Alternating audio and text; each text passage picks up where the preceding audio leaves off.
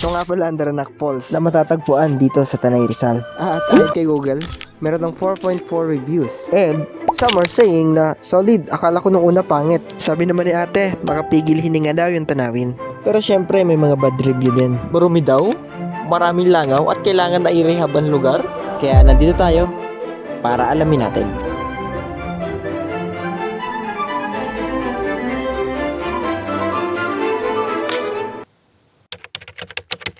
Habang nasa daan ka palang naman, mapapansin mo na sobrang ganda ng paligid. Pero ang napansin ko lang din, medyo marami din talagang tao.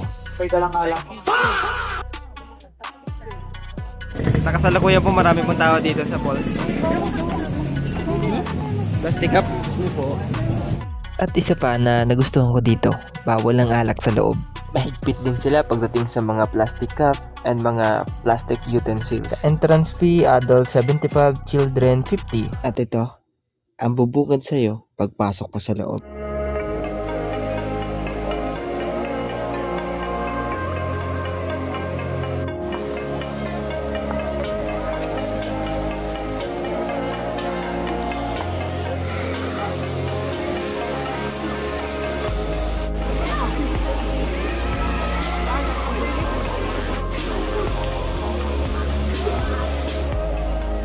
Ganda no? Pero kapag Tuesday, yun yung pinaka-konti tao dito.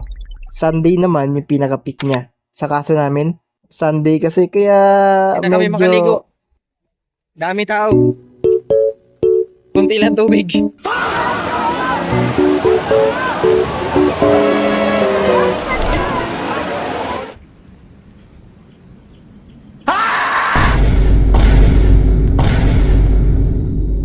Pero kahit ganun, syempre ikaw nang gagawa ng paraan para mag-enjoy kayo. Okay, hello guys.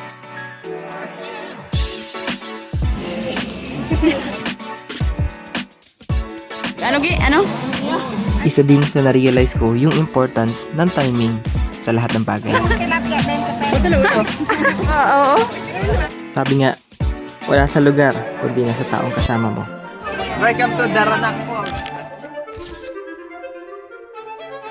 Para sa akin, maganda naman yung place. Maganda din yung falls itself. Ang problema lang, medyo nga crowded siya kapag weekend.